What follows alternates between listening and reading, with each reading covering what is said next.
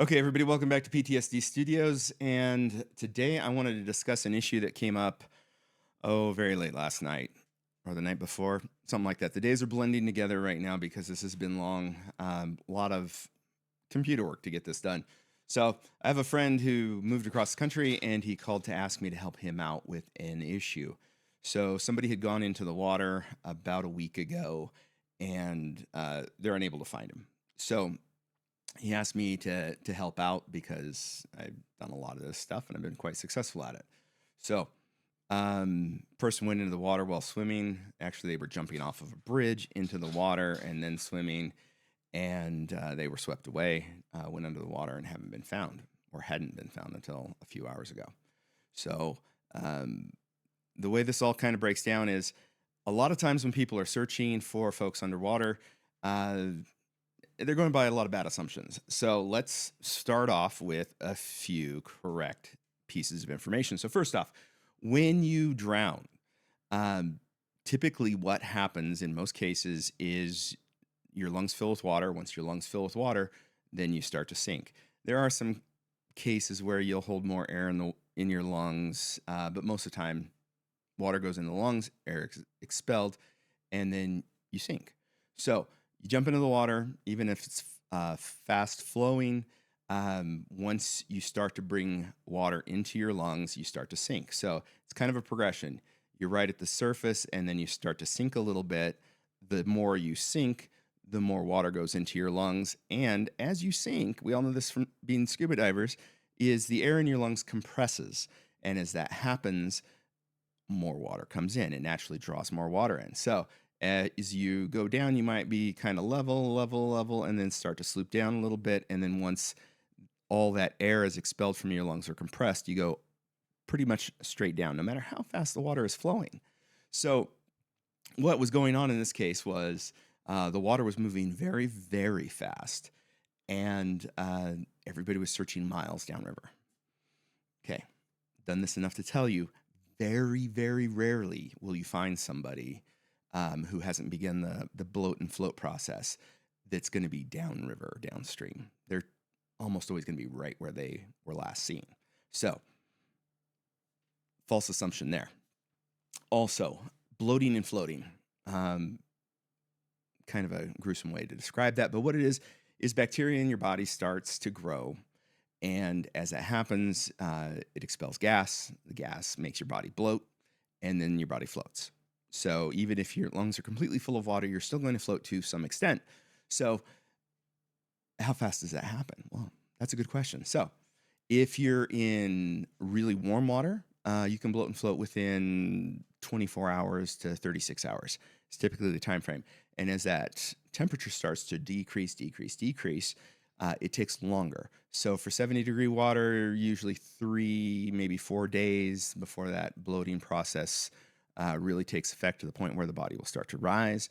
And then once you get down into the 30-degree area, I've seen people who have been perfectly preserved for a month.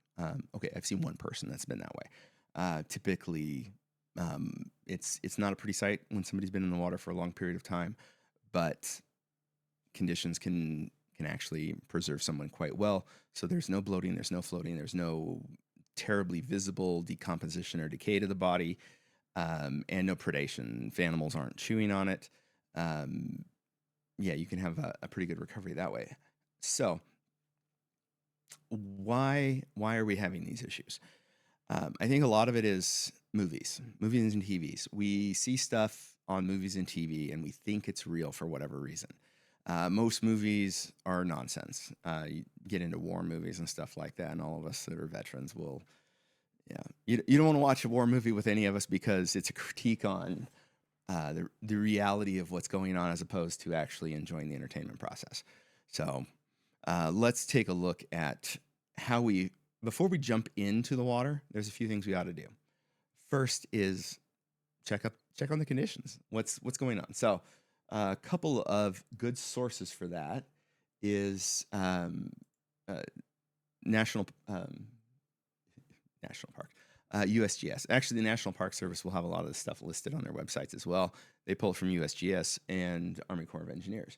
So this is actually a site where I found somebody last summer, and so this chart right here shows the gauge feet height. So this is basically water depth. And then you can go down here, and this is a cool site because it'll allow you to do other things. So if we click here, this gives us our discharge rate in cubic feet per second.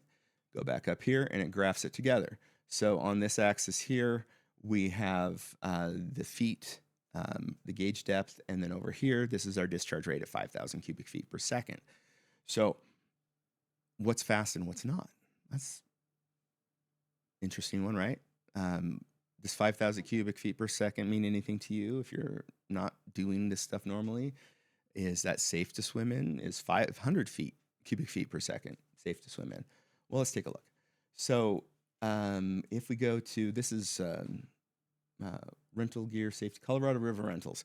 So they put up water conditions and stuff like that on their website, and they talk about what the ideal discharge rate is for water rafting, and they're talking. So this area is between 300 and 5,000 cubic feet per second where they do this activity. So when you're whitewater rafting, some of the really fun stuff is right around 6,000 cubic feet per second. That's some pretty intense rapids, depending on the conditions of the bottom, but it'll get ripping going by pretty fast. And then you can even Google it and actually find out, okay, so if we're going, this is the river information for the Deschutes River in Oregon by the city of Maupin. And so we've got a discharge rate of 6,500 cubic feet per second through the winter and early spring, and then drops down to 4,000 in the summer. Now, this spot, the reason I pulled this up is a lot of people raft this area, a lot of people who are novices and experts. There's a lot of really good rapids in there. The rapids go class 1 through 5. Class 5 rapids are going to kill most people. Most professionals will not try a class 5 because it's so dangerous. So 4,000 or 5,000 cubic feet per second is pretty fast, but it's still fun. It's still safe. If you're wearing a life jacket, you're probably going to be okay in waters like this. So we're going to go back here, Payette River. So this is where I made that recovery. Right now, the river is at about 5,000 cubic feet per second because this is active live data, as you can see here from USGS. So when I made this recovery, the water was actually flowing at over 9,500 CFS. I'm not diving that. No diver with half a brain in their head will do a recovery when the water is moving that fast. So that's just some perspective to put all of this in. So in that spot at 9,000 cubic feet per second, person jumps off of this bridge, no life jacket, hits the water. They'd actually done it a couple times, or some people that had been there had done it a couple times. Hit the water, pop back up, shoots them down the river just a little bit, and then the water becomes very calm. You can swim to the shore. Problem is, there's a lot of different factors that go on with this stuff. So with this one, there was a bend in the river. So as the water was pounding through at that super fast speed, it created an eddy. And an eddy is a vortex where the water just circles around and it'll actually stall it. So when people were looking, what they were doing was they were going way, way, way downstream and looking everywhere. I got on the bridge, looked down, and I was like, okay, he's right there, just right there. And everybody wanted to argue with me, telling me this person was miles downstream. So I got some cadaver dogs out there. They ran the area. Cadaver dogs were indicating that there were human remains right in the spot where I thought he was. So we started throwing hooks in there, hooked him, just lodged him, and then the next morning he was found in a log jam just downriver, a little ways from where we had hooked him. So it's, you got to understand water. You got to understand how water flows and what it's going to do to a body. So a bunch of things you have to know: cubic feet per second, water depth, and you also have to know what the water temperature is, so you have a rough idea of the bloat and float.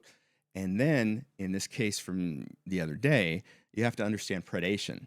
So this was Florida, and you got a lot of issues in Florida. So you've got gators, you've got snapping turtles, you've got all kinds of other things that will eat a human or move them. And then even in the rivers, you'll get bull sharks in the rivers, especially up in North Florida. I've seen them quite a few times diving those areas. So potentially there's a lot of possibility that there's going to be an animal or animals that are going to latch onto a body. So this person been in the water a little over a week, and everybody kept saying, well, they've been eaten by a gator. Okay, possibly. I mean, gators will do what gators will do, but they prefer eating fish and turtles and things like that. A lot of animals don't really like eating humans because we're not part of their diet. The smells of necrotic human tissue are not something that they go after because it's not something that they're used to. So we take that with a grain of salt and think, okay, well, possible predation, but probably not. And then we start going through all of the other issues that are going on. So we look at the water flow rate. In this situation, it was 6,000 cubic feet per second. So again, very fast, not too fast for me to dive if I was there and I was going to hit the area. So water temperature is also about 80 degrees. After about a week, we should have seen some bloat and float. The person should have popped to the surface. It's a fairly narrow river. So they should have shown up downriver somewhere if they were floating. So that's why everybody started thinking, okay, so the person was eaten by an alligator or something like that. Okay, that's all great. You can take all of that stuff into consideration and say, yeah, all this, it's possible. It could have happened, right? Get rid of all those assumptions. Before you start diving, before you start sending assets in there and trying to figure this stuff out, start with the basics. The most important thing for me to be successful when it comes to a water recovery is the point last seen. If you can show me exactly where they went under, I could really narrow things down. And fortunately, these people were able to do that. So I sat down and did I went through the stuff that I just showed you guys. I went through and looked at river data from USGS, from the Army Corps of Engineers. This was at a state park area. So at the state park, they had a lot of this data on their website as well. So I looked at all of those pieces of information, and then I got video. They started sending me video after video after video of what the water conditions looked like. And this one, we actually had a video of the person going into the water, which was really very helpful as well, because I got to see kind of how the water was flowing, how the person was moving in the water, and when they went unconscious, and then when they went underwater. So we strip away all that data. I also reached out and found a cadaver dog team. They went out and looked. Dogs got on the water, and the dogs indicated the person hadn't moved very far. And yes, cadaver dogs can smell through water. I've used them multiple times in water. Let's see, I'm at 6 now. And yeah, the dogs have never been wrong. Trust the dogs even when you know the dogs are wrong. So we take the data from the dogs. We take the data from last seen. We take the water temperatures from the Corps of Engineers. We take the flow rates, the discharge rates, gauge height, all that stuff from USGS. And we put it all together. And it gives us kind of this picture, this totality of information. And we can start to look and say, okay, where is this person going to be? And at this point, everybody was convinced that this person had bloated and floated and was way downriver or had been eaten by an alligator or another large predator. So looking at this stuff, instead of trying to search miles of river and dumping divers into the river and all that other crap, we started back at the beginning. And I was able to convince 2 divers to go down where this person disappeared. Because what I could see on the video was there was another large eddy, just like this one over in Payette, or on the Payette River. And it looked like the water had been churning in circles enough that when that person went down, when they hit the bottom initially, they were probably covered with sand and silt. So we kind of figured a range for the divers to go and take a look that was right where this person had gone down. And they did. And they found a log. And the person was trapped under the log and covered in sand. So even though they had been bloating quite a bit, and when they dislodged the person, they did float. But they weren't going to come out because they were trapped under debris and sand. So I guess the point of this, and the reason I'm making this video is we try and overcomplicate this crap. It's not complex. People don't go far. Once you go underwater, once your lungs start to fill with water, at most, I've never seen anybody go more than a 45-degree angle from where they started to where they hit the bottom. So if the water is exceptionally deep, okay, you've got a larger search area. But most of us are not going to dive over 100 feet for a body recovery. We're just not going to do it. It's not safe. It requires a lot of technical expertise, specialized equipment, specialized air mixes, all of those sorts of things. And we do like to recover bodies for families if at all possible. However, it's not worth hanging a body to extract a body. So be smart about this, collect the data. So many people want to go out and hit the water, go out there with boats, go out there with divers and all of the other things. And because it's exciting, right? It's very cinematic. You could make movies out of this stuff. It's not exciting to sit at your computer and look at data and pull graphs and just sift through these layers of information. It's boring. It's obnoxious. It's not something we like to do. But that's where you get your information. If you don't have this information and you don't start here, you're probably not going to be successful. It's dumb luck at that point. If you don't do the background data and you go out and dive or you go out and start dragging with hooks, it's just doing it blind. So important data to have. You can get information straight off of Google. This is telling us about the Deschutes River. Rental companies who run rafts in those areas, that's a good source of information as well. I mean, these guys know what this water is. It's their business. They have to put people on the river, and it has to be safe, and it has to be fun. If the water's flowing too slow, you're not going to have nearly as much fun depending, on the area. So do the background work. Don't be afraid to tell people no when it's too dangerous to dive. Don't be afraid to tell people that they're wrong. I can't tell you the number of times I've been wrong when I've been right on somebody. Crap, it's happened to me 6 times in the last 2 years where people have been convinced I was wrong. And I knew I was right because I did all the nerd work. It's not sexy, but it's where you break success and failure. So, all right, we'll do some videos on land recoveries as well, talk about that stuff. So please like, share, and subscribe to all of our videos. Donate at heroesdivingforthesea.org and buy raffle tickets. Cool stuff there for raffles. Oh, hey, I put some scuba gear up there as raffle items. So we'll do some of that stuff. So we will catch you guys in the next video. Be safe, have fun, take care of each other.